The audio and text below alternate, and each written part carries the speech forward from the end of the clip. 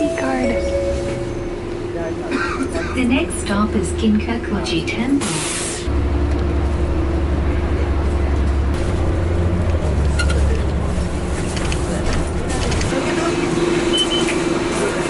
Well, that was easy. That was bad. I'm glad. Nice. I'm glad you have it. I am very glad it was in English. Yeah, that was really nice. I haven't seen it before in the Romanji on the signs and the buses. I haven't either. So we just took this bus, the 32, heading over to Ginkakuji Mai, which is the bus stop next to Ginkakuji, which is one of the temples. But the reason we came over here is for the Philosopher's Path, which is a nice little stroll through some pretty scenery and stuff, just to take some pictures and kind of chill out today, because we've been running around a lot for the past few days, that's for sure. So you can look for a bus stop, because they usually look like that, and there's generally people standing around. The other nice thing is Google Maps will tell you where to go and which number to look for. So if you just look for the number on the bus and you make sure that you get on the bus in the direction that you're planning on going via your GPS, then you should be fine. And then when you get on, yeah, just like that. When you get on, you can read all the different bus stops, and either you can just count them if they're not written in English, or you can listen to them if they are said in English. Although, honestly, like, if you're listening to it in Japanese, like, generally you can figure out what they're saying, even if you don't speak a lick of Japanese. So you should be good. So this is the beginning of the Philosopher's Path, or Philosopher's Walk, as they call it in here. It has been chosen as one of the 100 best Japanese roads, and it's supposed to be very scenic. Nice, peaceful pathway. Yeah, especially if you're up early to get sunrisey stuff, and then Yeah. sunset and night shots. Here we are, just walking down Philosopher's Walk.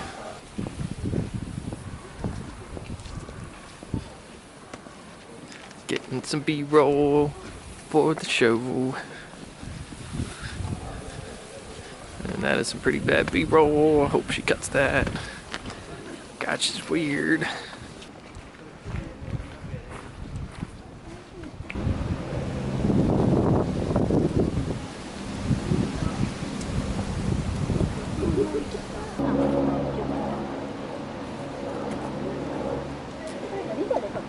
Alright, so we found our way over to Hoen-in Temple, I believe. It's very pretty. Lots of fall colors and moss on the ground. Peaceful.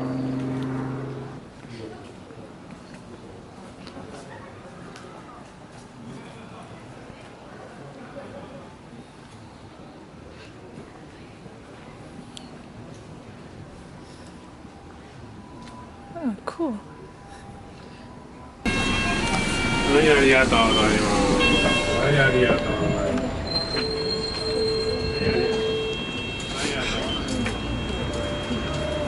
Yay! We did it. I'm so proud of us riding a local bus. So as you saw, even though I bought my little Passmo card in Tokyo, you can also use it in Kyoto, which is great because you can use it on all the different city buses as well as the subway, and you can use either your Suica card or Passmo, so they are pretty much interchangeable for the most part. So basically, to take a bus, to review, figure out which way you need to go via Google Maps, figure out the number and where the bus stop is on the GPS on Google Maps, stand there, wait for the number to come, get on your bus, press a little button whenever you're ready to get off the bus, just pay attention to the bus stops on your way down, and then you pay 230 yen or just swipe your Passmo card at the exit. It's really easy. Look at all the ginger. Dang. That's amazing. Alright, so we made it back from the Philosopher's Path, and we're doing a late lunch, I guess you would say. Or maybe it could be the Hobbit's second lunch, except we just skipped the first one. But we're doing conveyor belt sushi because why not? I've actually never done conveyor belt sushi, but that's what it looks like. So basically what you do is you just take whatever you want, and they count up how much everything costs based on the color of the plates at the end of the meal. And if you want green tea, The green tea comes in this little thing right here, and then you press back on this to get your hot water. And that's about it. So it's very easy to order food from a conveyor belt sushi place. Oh, we're even. Both of us have the same amount. And we split this one, so. Yeah, we split that one, so. The trick is when they're not looking, you take the plates and just slide them to another Keith table. has not had that many. I was winning for a second there. I had like 8 plates and these boys had 6 each. So, in case you're wondering who the big mouth is around here, it's me.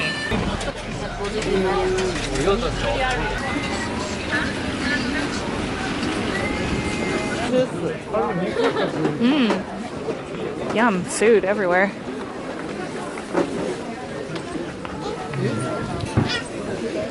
God, that's so cute. Yum.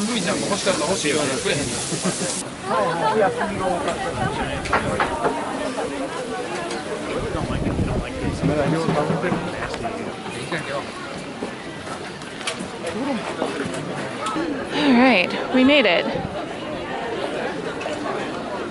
So this is Fushimi Inari. Yay!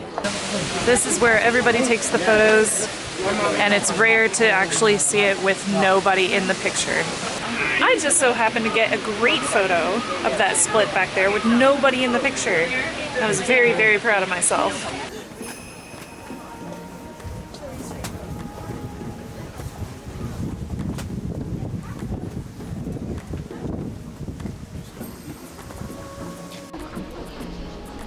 Whoa, it looks really cool in the GoPro. That's awesome. And it doesn't do too bad for audio either. Yeah. Yeah.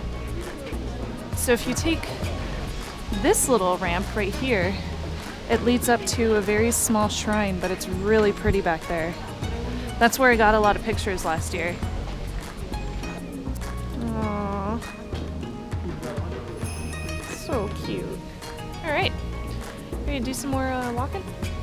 Okay. Bye, kitty. So cute. Dang it, I love cats. I just really love cats.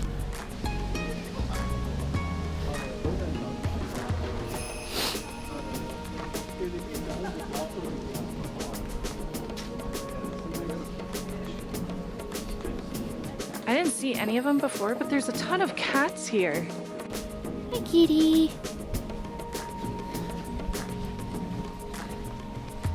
He's hiding. Hi! Kitty, kitty, kitty. Hi. Oh, somebody left you food. No wonder. It's okay. It's okay. There's a lot of cats. Ow. I'm gonna hurt myself going out there. Okay, so we're about, I don't know, maybe a third of the way up, something like that.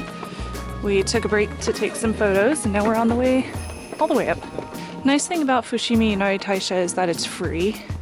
It is a huge tourist attraction, but it's also gorgeous.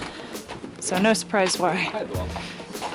I think it's open 24/7, because people are constantly here. I've never been kicked out either. So here we have a view over Kyoto.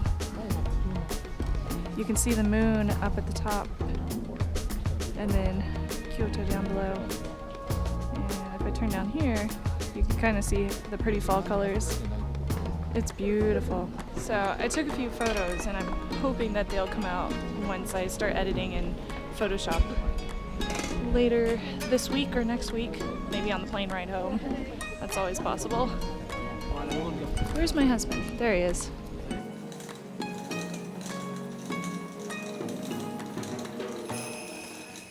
Alright, homeboys and girls, we made it down. And we are exiting through the gift shop, of course. Because, you know, that's how we roll. Exit through the gift shop.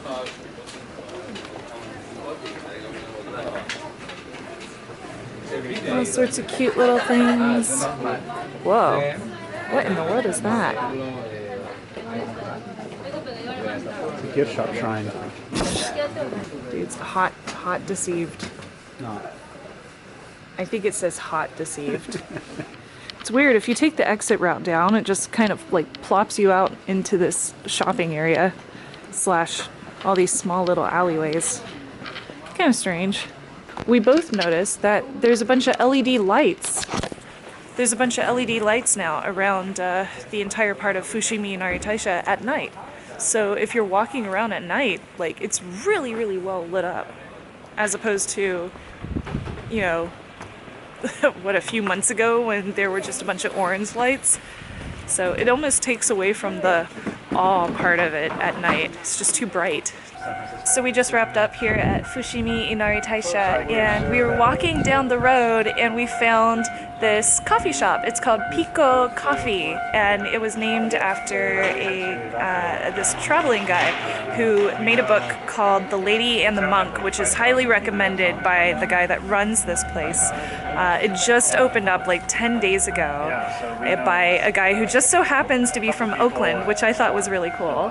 And then we were just talking about how, like, everybody just ends up in Kyoto and how neat it was to actually do that. So it was a lot of fun. Alright, I got my hot chocolate. Delicious. Thank you, Jason, for the coffee. Yeah. Much appreciated. Say hello to the internets. Hello, Internet. Thank you. Pico. Yes, come to Pico. Alright, internets. I just walked a mile for you. Welcome to Kiyomizu-dera. We got here while they're doing their fall foliage light up, so we can see it with a bunch of underlighting. Wow, would you look at this place? It's so pretty. Also very busy. Apparently today is a holiday, so that's why there's so many people here. So it was here that I was standing up there on the ledge. I looked down here and here's Keith standing with this gaggle of Japanese schoolgirls asking him questions in English. I was like, oh, okay. My husband's being captured by a bunch of little schoolgirls. Cool. This is the temple Overlook. Isn't it gorgeous? Alright, so that's the hillside that you can walk down.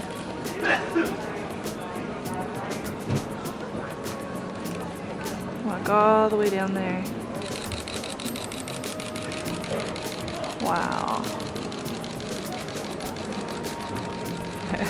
Way over there is a pagoda. And that way is the city. In between the beams, because they're doing construction, you can see the Kyoto Tower and the moon, which is really cool. And it's impossible to show you how beautiful this is in the real world. Alright, so as you can see, the large famous building is under construction, so it's not as gorgeous as I would hope, but you can still see the beautiful skyline of Kyoto down at the bottom of this mountain, along with all the illuminated trees. And I gotta tell you, my camera lens on my Sony is amazing. I can't wait to look at these photos. Okay, we did the mountain temple. It was fun. I think all of us are pretty much ready for some gyoza though. Yeah, so apparently today is a holiday, so stuff might be closed, but we're gonna try to see if the place with gyoza is open.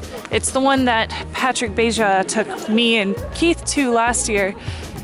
If y'all don't know who Patrick Beja is, he does Daily Tech News Show with Tom Merritt, so he's one of the reoccurring guest hosts, as am I. So if you haven't seen that show, you should totally watch it. But big thanks to Patrick for introducing me to the gyoza place in Kyoto, because it was very, very good last year. Oh, that's a picture spot. Wow. Would you look at that? Gyoza. We just walked back from Kiyomizu-dera, the mountain temple, all the way back to where our hotel is, which is also where Gyoza is. Oh Lord. So we've walked about 11 miles today, which is more than a day at CES. Oh man, you guys, I am so excited. We finally found gyoza to eat, and we went to Chow Chow Gyoza, which had a line out the door, but I've heard it's worth it, so we're definitely gonna check it out. They have a ton of different kinds of gyoza too, including chocolate gyoza. Should I try it? What do you guys think? Chocolate gyoza. Okay, yeah, I think I'm gonna try it tonight. Alright, so we got our first thing of gyoza. This is the shrimp gyoza, which you dip in salt, not normal sake. Gyoza sauce. Did you say sake? Did I say sake? I said sake.